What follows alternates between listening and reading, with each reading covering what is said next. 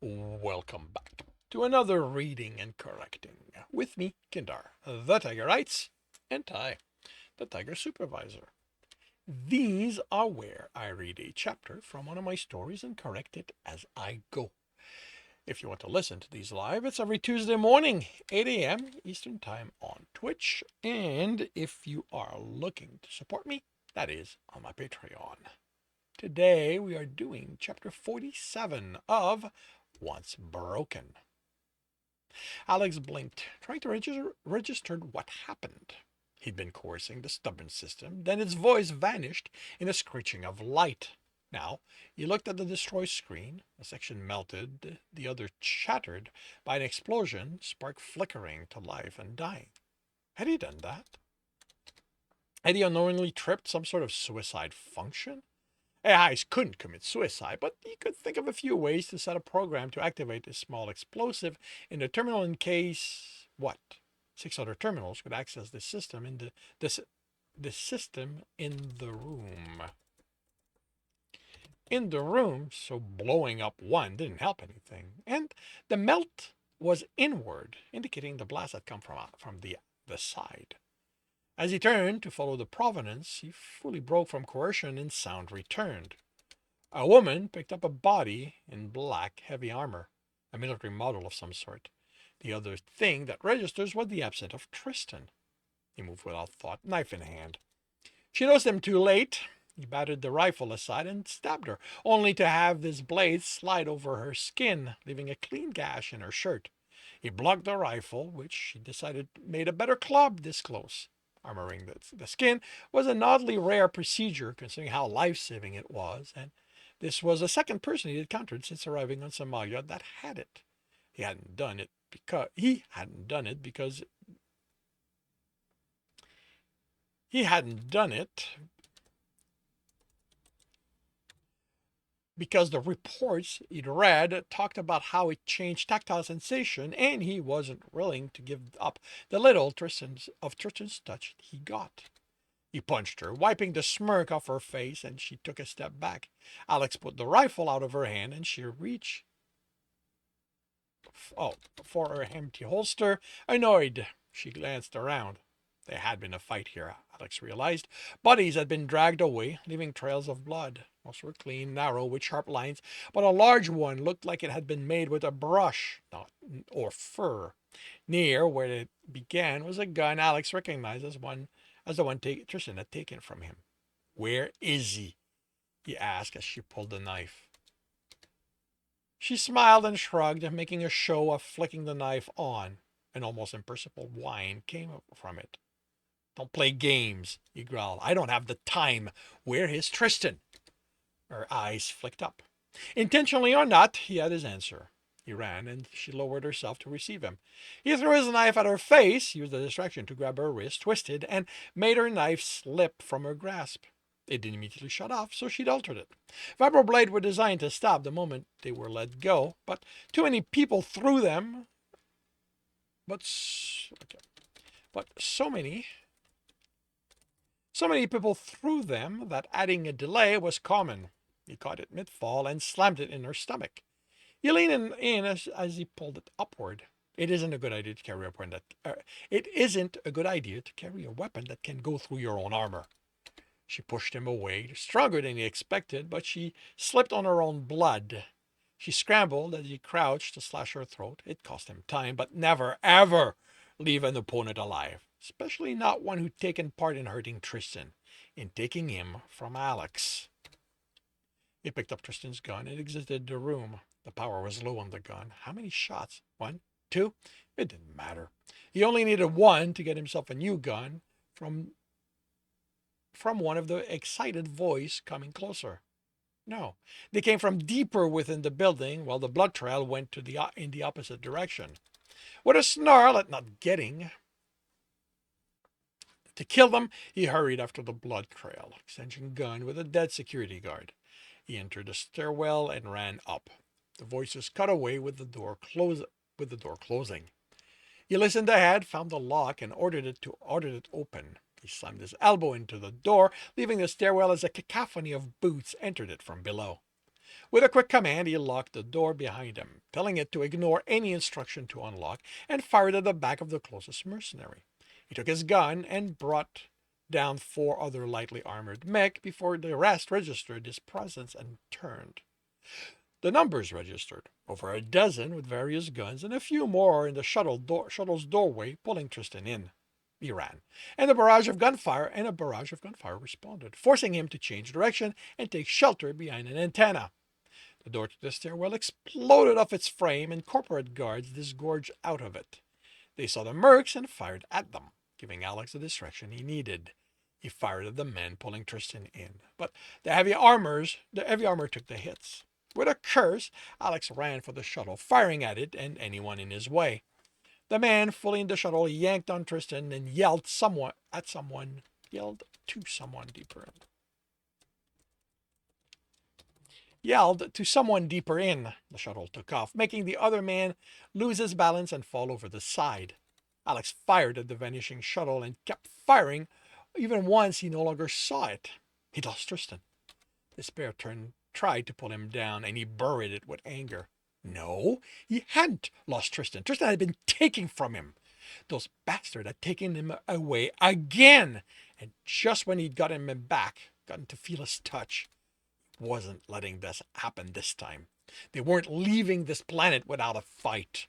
He turned to face the mercs and guard fighting each other. If he had to kill everyone here to get Tristan, he would. No one was going to prevent him from rescuing his Somalian. He fired indiscriminately, drawing their attention to him. Before they could return fire, a hover appeared over the edge of the building, dropped on the roof, and skidded into the guards. Jacoby exited, firing at the mercs. Alex didn't question what he was doing here, or how he'd taken over a hover this high. That wasn't a hover.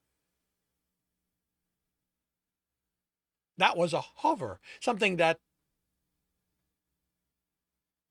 Okay, there's a...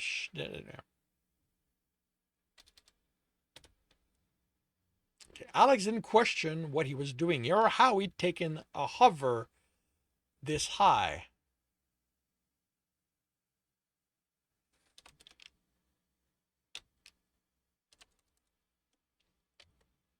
A hover was something that flew that could chase the shuttle, follow them, rescue Tristan. He headed for it, killing with gun and knife. He felt the hits of the blast, some absorbed by his light armor, others searing his flesh, but he didn't care. Jacoby shot at those around Alex, opening a passage for him. "Where's Tristan?" he called. Alex heard the hesitation, the question, didn't answer.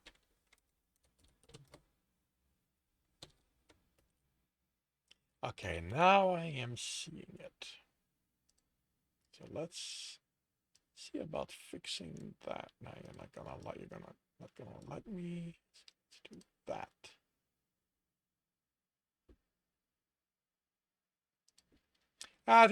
So he called. Alex heard the question. He didn't answer. Really? Okay, that's interesting. That almost only means I should go over more. Didn't answer. That's a different paragraph. You're in a bad shape, Alex. Are you going to be okay? Alex walked by him and entered the hover. Alex! Jacoby entered while Alex ran the ignition sequence, bypassing as many of the checks as he could force the hover system to ignore. What happened? Alex continued the sequence. Okay, be that way. Jacoby entered the command and the hover died. Alex stood, knife in hand, holding it so tight he thought he could feel the handle crack. Start it up. Not until you tell me what's going on. Where's Tech? Who are those mercs? Power up the hover. Jacoby, Alex growled, or I swear to anything you believe in that I am going to gut you. Jacoby grinned. And who's going to power the hover then?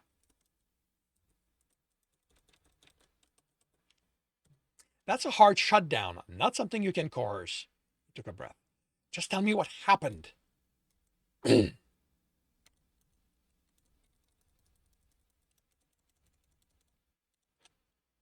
Interesting. another place where this got... They took him! Alex spat. Who? Those mercs. Who else? Alex ground his teeth. He didn't have time for this. I have to go after them. That wasn't so hard, was it? Jacoby entered command. I don't know what it is with you two and this need to do everything your way, but when you have friends, you keep them in the loop. The hover came back on, and Jacoby faced Alex. I want you to understand something. We rescue him, and then we go home. What you two do after that is your own business, but you are going to come back and explain to... Alex punched Jacoby as hard as he could. And again, this... Yeah, maybe I should just do that. I should just do that when I start. Get in the habit. Alex punched Jacoby as hard as he could. The man considered himself lucky he hadn't slammed a knife in his throat. My respect for Tristan's wishes. The last fucking thing this man got away with getting it.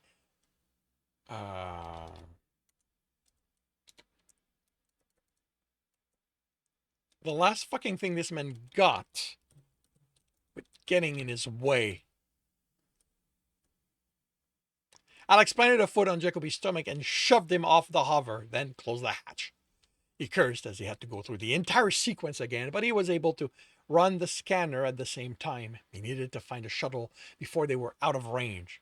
Of course, the smartest thing for them was to go up and into space, but if they weren't working for the corporation, it was possible they couldn't get through the detection field, which meant they needed to reach another city with a port that gave Alex time to catch up to them. The hover lifted off the roof. An alarm went on, informing him he was too high. Of course, it was too fucking high. But Jacoby had made it up here, so there was a way to make it down there. He ran a program to dismiss anything on the scanner that registered as a hover while he brought up the city map. No, it was already up, so he was right. That was part of how Jacoby had made it, and there was his answer. The path the hover took was superimposed over it. How Jacoby got the hover to make it up each building was beyond Alex, but he had his way down. The scanner registered nothing. No shuttle were in range, and burying the panic...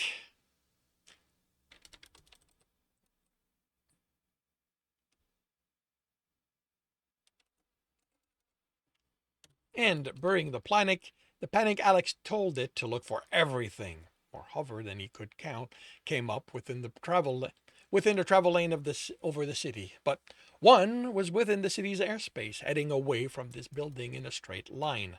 This meant he couldn't follow the path Jacoby took, since that would cause too much delay. But he knew what he needed to do, and there was plenty of building he could use as steps down to this city in the city-sized stairwell. He turned to hover, catching sight of Jacoby on his knees, hand behind his head, an army of corporate security pointing guns at him. The man in the lead, rifle in hand, looked up as he glided over the roof, picked up speed, and then focused on Jacoby again. It seemed he didn't care about this hover or who was in it. Alex smiled. Didn't Leisure Tech think Jacoby was the mastermind behind the terrorists? The lead guard brought the butt of this rifle into Jacoby's face. Yep, that would support it.